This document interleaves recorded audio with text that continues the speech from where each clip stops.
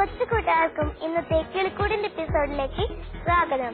കൂട്ടുകാരെ, അടുത്ത ദിവസം സ്കൂളിൽ തുറക്കുകയല്ലേ? നിങ്ങൾ അതിനായി പ്രാർത്ഥിച്ചൊരുങ്ങിയോ? ഇല്ലെങ്കിൽ എത്രയും വേഗം പ്രാർത്ഥിച്ചൊരുങ്ങണേ.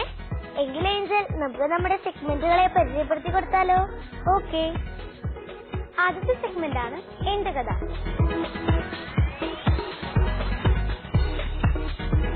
രണ്ടാമത്തെ സെഗ്മെന്റ് ആണ് കുട്ടിപ്പാട്ട്.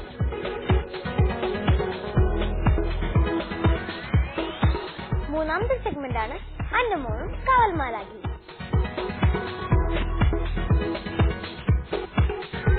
നാലാമത്തെ സെഗ്മെന്റ് ആണ് നല്ല ശീലം.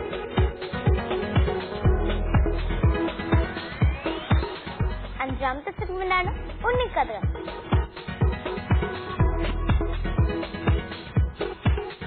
ആറാമത്തെ സെഗ്മെന്റ് ആണ് നിറക്കൂട്ട്.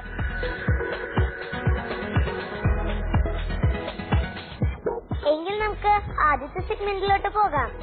ആദ്യത്തെ സെഗ്മെന്റ് ആണ് എന്റെ കഥ. ഇന്ന് എന്റെ കഥയിൽ ആരായിരിക്കും കഥ പറയാൻ പോകുന്നത്? നമുക്കൊന്ന് കണ്ടു നോക്കിയാലോ. എന്റെ കഥ. കൂട്ടുകാരെ, എന്റെ പേര് നീർനായ. കരയിലും വെള്ളത്തിലും ഒരുപോലെ ജീവിക്കാൻ സാധിക്കുന്ന ഏക സസ്തനി വിഭാഗമാണ് ഞങ്ങൾ നീർനായകൾ. ഇംഗ്ലീഷിൽ ഞങ്ങളുടെ പേര് ഓട്ടർ എന്നാട്ടോ.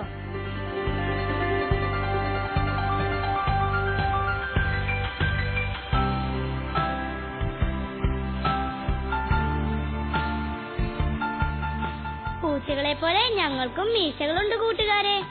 ലോകത്താകമാനമായി 13 ഇനം നീർനായകളാണ് ഉള്ളത്. അതിൽ 3 ഇനത്തിൽപ്പെട്ടവർ മാത്രമേ ഇന്ത്യയിലുള്ളൂ.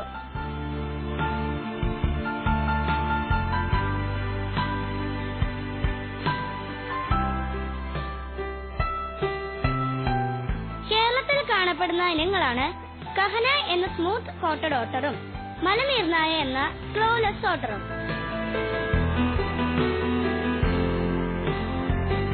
വംശനാശ ഭീഷണി നേരിടുന്നവയാട്ടോ ഈ രണ്ടിനം നീർനായകളും. പുഴയോരങ്ങളിലും കായലോരങ്ങളിലും കണ്ടൽ വനങ്ങളിലും ഡാമുകളുടെ റിസർവോയറുകളിലും കാണപ്പെടുന്ന നീർനായാണ് കഹനായ്.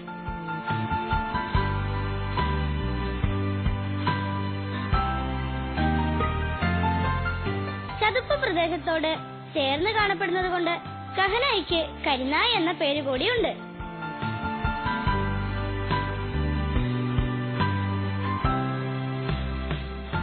ഇന്ത്യയിൽ കാണപ്പെടുന്ന നീർനായ്ക്കളിൽ ഏറ്റവും വലിയവയാണ് കഹനായ്. 11 കിലോഗ്രാം വരെ ഭാരമുണ്ടാകാറുള്ള കഹനായുടെ ഏകദേശ നീളം തല മുതൽ വാല് വരെ 129 സെന്റിമീറ്റർ ആട്ടോ കൂട്ടുകാരെ. ഇരുണ്ട തവിട്ടു നിറമോ ചുവപ്പ് കലർന്ന തവിട്ടു നിറമോ ആണ് കഹനായുടെ ശരീരത്തിന്റെ മേൽഭാഗത്തിന്. എന്നാൽ ശരീരത്തിന്റെ അടിഭാഗം വിളർത്ത നിറത്തിലാണെങ്കിലും തൊണ്ട, താടി, കഴുത്തിനടിഭാഗം എന്നിവയ്ക്ക് വെള്ള നിറമാണ്. നേർത്തതും വെൽവെറ്റ് പോലെ മിനുസമാർന്നതുമാണ് കഹനായുടെ ശരീരത്തിലെ രോമം. വാലിന്റെ അഗ്രഭാഗമാണെങ്കിൽ പരന്നുമാണ് ഇരിക്കുന്നത്.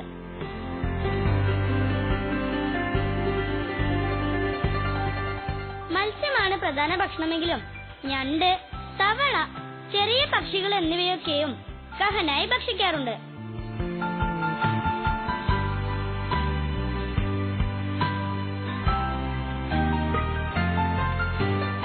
കൂട്ടമായി ജീവിക്കുന്ന കഹനായ് ചിലപ്പോഴൊക്കെ പാമ്പിനെയും ഭക്ഷിക്കും.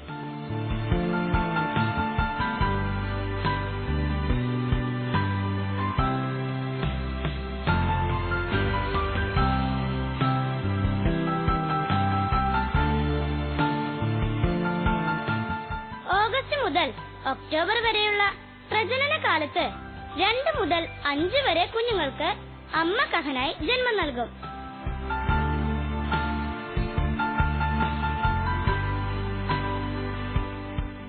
കേരളത്തിൽ കാണപ്പെടുന്ന അടുത്ത നീർനായായ മലനീർനായയാണ് ഇന്ത്യയിൽ കാണപ്പെടുന്ന നീർനായ്ക്കളിൽ വെച്ച് ഏറ്റവും ചെറുത്.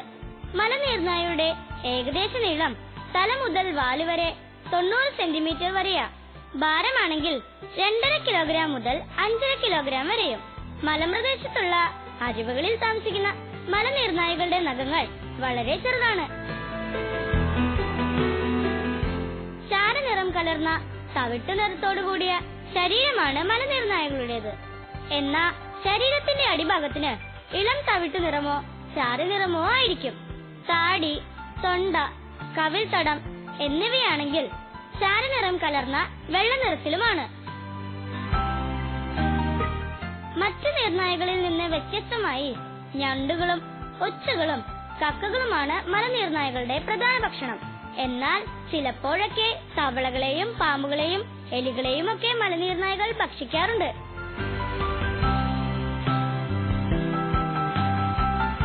എങ്കിൽ കൂട്ടുകാരിനി എന്റെ ശാസ്ത്രീയ വർഗീകരണം എഴുതിയെടുത്തോ.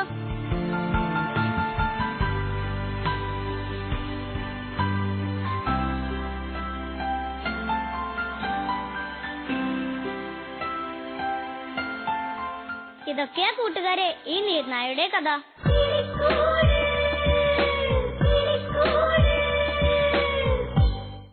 കൂട്ടുകാരെ, നീർനായയുടെ കഥ എങ്ങനെയുണ്ടായിരുന്നു? നല്ലതായിരുന്നല്ലേ? എങ്കിൽ നമുക്ക് അടുത്ത സെഗ്മെന്റിലോട്ട് പോയാലോ? അടുത്ത സെഗ്മെന്റ് ആണ് കുട്ടിപ്പാചകം.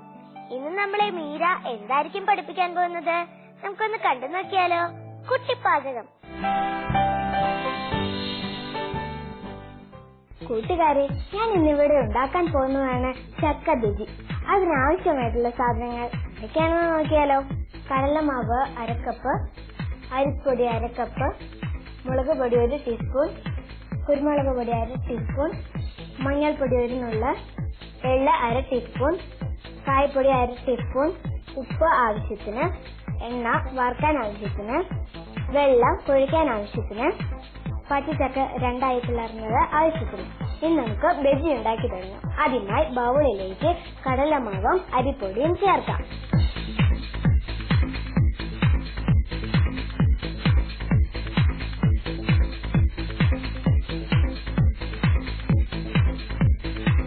ഇനി നമുക്കിതിലേക്ക് 1 ടീസ്പൂൺ മുളക് പൊടി ചേർക്കാം.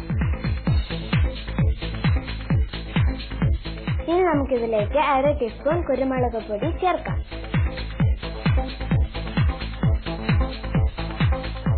ഇനി നമുക്കിതിലേക്ക് എള്ളും കായപ്പൊടിയും 1/2 ടീസ്പൂൺ വീതം ചേർക്കാം.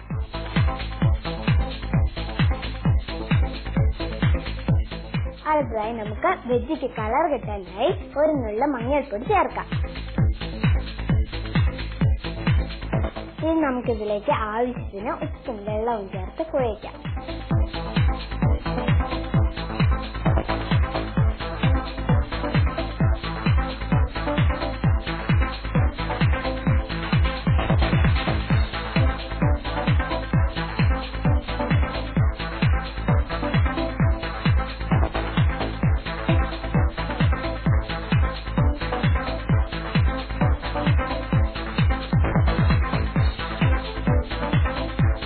ഇത് നിങ്ങൾ നന്നായിട്ട് കുഴക്കണേ. ഇഡ്ഡലി മാവിന്റെ പരുവത്തിൽ വേണം ഇത് കുഴക്കാൻ. മിക്സിങ് കറക്റ്റ് ആയാലേ നല്ല ടേസ്റ്റ് വരും. ഇനി നമുക്ക് എണ്ണ ചൂടാക്കാൻ വെക്കാം.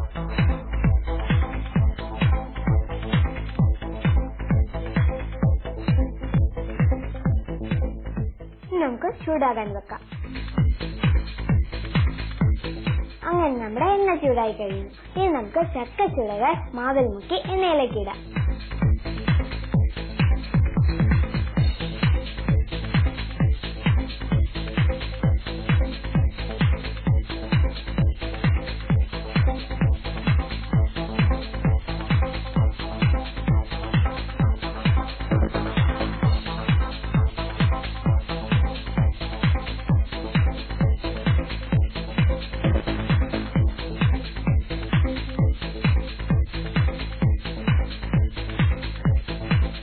ബജി ഉണ്ടാക്കുമ്പോൾ നിങ്ങൾ ഒരു കാര്യം ശ്രദ്ധിക്കണേ, കരിഞ്ഞു പോകാതിരിക്കാൻ.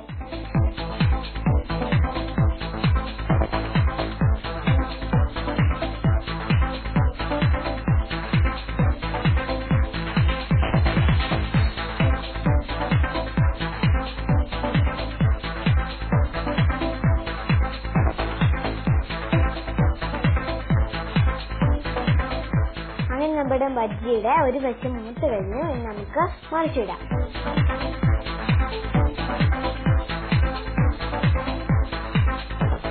അങ്ങനെ നമ്മുടെ ബജി ഏകദേശം റെഡി ആയി കഴിഞ്ഞു. ഇനി നമുക്ക് കോരിയെടുക്കാം.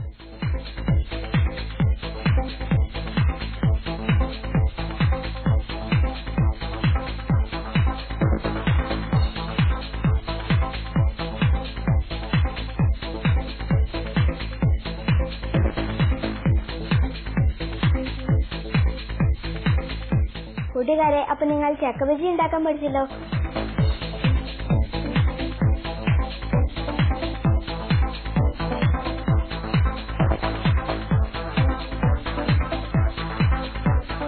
കൂട്ടുകാരെ, നിങ്ങൾക്ക് ഇത് ഇഷ്ടമായോ? നിങ്ങൾ തീർച്ചയായിട്ടും ഈ അവധിക്കാലത്ത് ചക്ക ബജി ഉണ്ടാക്കി നോക്കണം.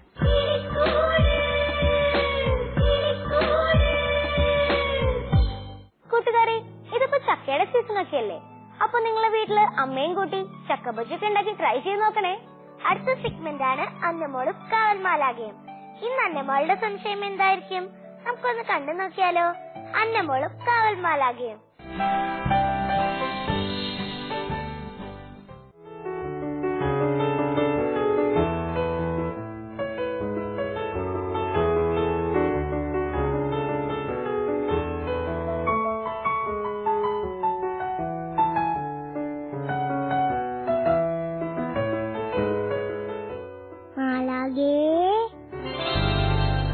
ഹായ് അന്നമോളെ.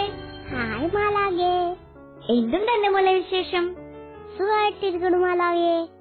എന്ത് സംശയം ചോദിക്കാനാ അന്നമോൾ ഓടി എന്റെ അടുത്തേക്ക് വന്നത്? അതൊരു കൊച്ചു സംശയം ചോദിക്കാനായിരുന്നു മാലാകെ. ആഹാ, അതെന്താ അന്നമോളെ? വേഗം പറയേ, ഈ കാവൽമാലാക്ക് കേൾക്കട്ടെ. നമുക്ക് രോഗം പറ്റുന്ന ബാക്ടീരിയകൾ ഉണ്ടല്ലോ. ആ ഉണ്ട്. ആരാ മാലാകെ ബാക്ടീരിയ ആദ്യം കണ്ടുപിടിച്ചത്? അത് പറയും മുമ്പ് ഈ മാലാക്ക ഒന്ന് ചോദിക്കട്ടെ അന്നമോളോട്. എന്താണ് ബാക്ടീരിയ എന്ന് അന്നമോൾക്കറിയാമോ? സൂക്ഷ്മജീവികളല്ലേ ബാക്ടീരിയകൾ. അന്നമോൾ പറഞ്ഞത് ശരിയാണ്. പ്രൊക്കാരിയോട്ടുകളായ സൂക്ഷ്മജീവികളാണ് ബാക്ടീരിയകൾ. പോർട്ടിസ്റ്റ എന്ന ഫൈലത്തിലാണ് അവയെ ശാസ്ത്രജ്ഞന്മാർ ഉൾപ്പെടുത്തിയിരിക്കുന്നത്. ആന്റണി വാൻ ലുവാൻഫോക്ക് എന്ന നെതർലൻഡുകാരനായ വ്യാപാരിയാണ് ആദ്യമായി ബാക്ടീരിയയെ കണ്ടെത്തിയത്. വൻ വ്യാപാരിയായിരുന്നെങ്കിലും അദ്ദേഹം സൂക്ഷ്മദർശിനികൾ ഉണ്ടാക്കാനുള്ള പരീക്ഷണങ്ങൾ നടത്തിയിരുന്നു. അങ്ങനെ ഒരു പരീക്ഷണം നടത്തിക്കൊണ്ടിരിക്കുന്നതിനിടയിലാണ് ആന്റണി വാൻ ലുവാൻഫോക്ക് ഒരു ബാക്ടീരിയയെ കണ്ടെത്തിയത്. 1676 അന്നമോളെ അത്. അതെ അന്നമോളെ. ആട്ടെ, ബാക്ടീരിയ എന്താണെന്ന് അന്നമോൾക്ക് അറിയണ്ടേ? 0.5 മൈക്രോൺ മുതൽ 15 മൈക്രോൺ വരെയാണ് ഒരു ബാക്ടീരിയയുടെ വലിപ്പം. മൈക്രോൺ അഥവാ മൈക്രോമീറ്റർ എന്ന് വെച്ചാൽ മില്ലിമീറ്ററിന്റെ 1000ൽ ഒരു ഭാഗമാ അന്നമോളെ. ഇനി ബാക്ടീരിയകൾ തന്നെ പല ആകൃതിയിലുണ്ട്. ഉരുണ്ട ആകൃതിയിൽ കാണപ്പെടുന്ന ബാക്ടീരിയയാണ് കോക്കസ്. ഒരു ദണ്ടിന്റെ അല്ലെങ്കിൽ ഒരു വടിയുടെ ആകൃതിയിൽ കാണപ്പെടുന്ന ബാക്ടീരിയയാണ് ബാസില്ലസ്. വക്കാകൃതിയിൽ വളഞ്ഞു പുളഞ്ഞുള്ള ബാക്ടീരിയയാണ് വൈറസ്. എന്നാ അന്നമോള് വേഗം പോയിക്കോട്ടോ. ശരി മാലാകെ. ബായ് അന്നമോളെ. ബായ് മാലാകെ.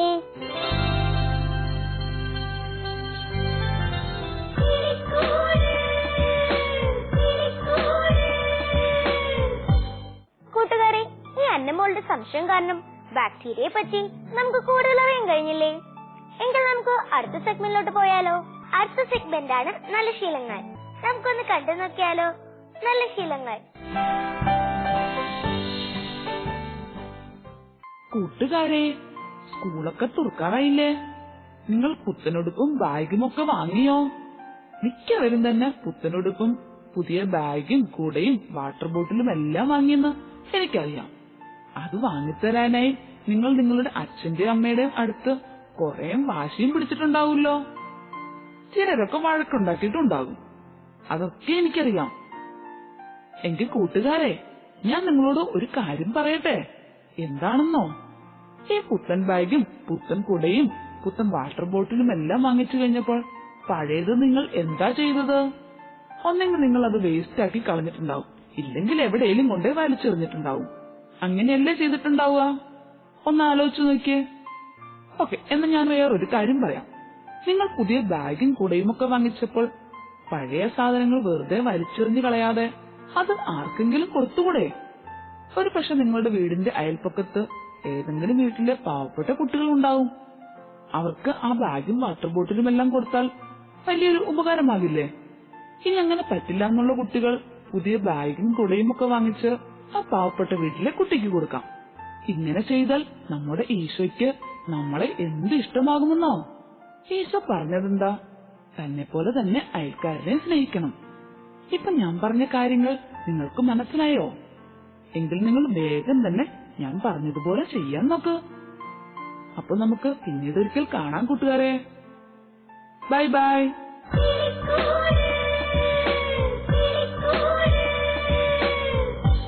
അടുത്ത സെഗ്മെന്റ് ആണ് ഉണ്ണിക്കഥകൾ.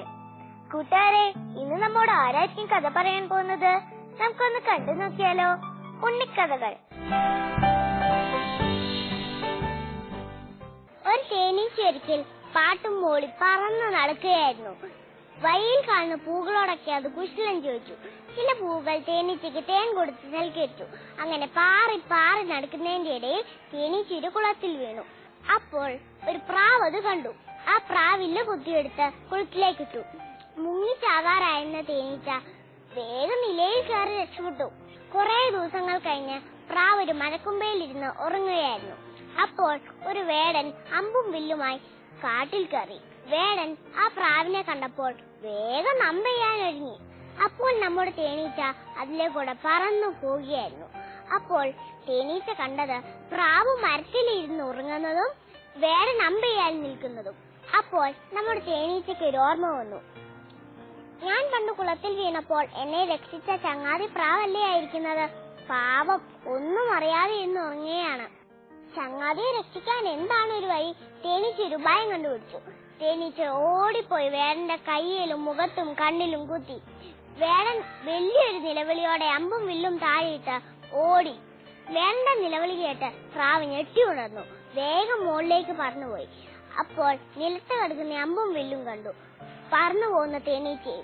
ദേവുള്ള പ്രവൃത്തി ഒരാളോട് ചെയ്താൽ അതേ ദേവ് നമ്മൾ ആപത്തിൽ പെടുമ്പോൾ നമ്മൾക്കും താങ്ങായി വരും.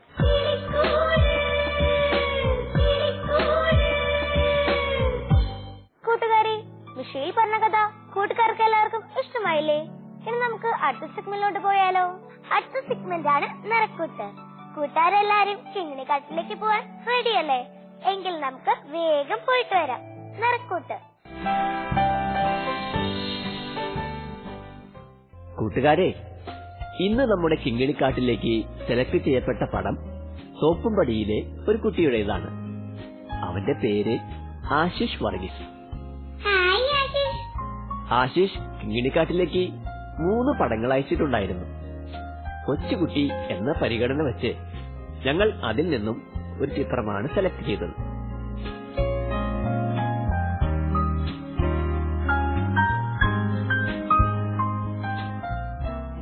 എങ്ങനെയുണ്ട് കൂട്ടുകാരെ ആശിഷിന്റെ പടം? കുറച്ചുകൂടി ഭംഗിയാക്കാമായിരുന്നു. നന്നായിട്ടുണ്ട്. മരവും പെൺകുട്ടിയും വലുതാക്കി വരച്ചിരുന്നെങ്കിൽ ചിത്രം കുറച്ചുകൂടി മനോഹരമാകുമായിരുന്നു. അത് ശരിയാ. കിങ്ങിണിക്കാട്ടിലെ കൂട്ടുകാർ പറഞ്ഞത് കേട്ടോ ആശിഷ്? ഇനി ആശിഷ് പടം വരയ്ക്കുമ്പോൾ ഇവർ പറഞ്ഞ സജഷൻസ് കൂടി എടുക്കണേ.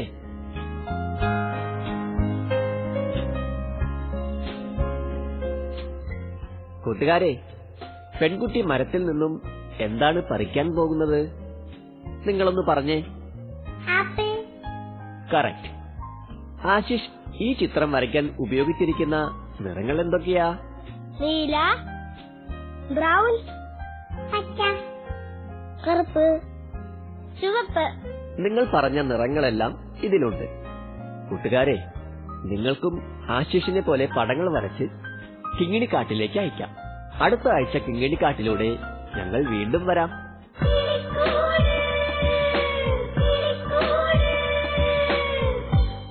കൂട്ടുകാരെ, നിങ്ങൾക്കും ഇതുപോലെ പടങ്ങൾ വരയ്ക്കാൻ കഴിവുണ്ടെങ്കിൽ തീർച്ചയായും കിളിക്കൂടിന് അയച്ചു തരാം. ഒപ്പം നിങ്ങളുടെ അഭിപ്രായങ്ങളും നിർദ്ദേശങ്ങളും എഴുതി അറിയിക്കാൻ മറക്കല്ലേ.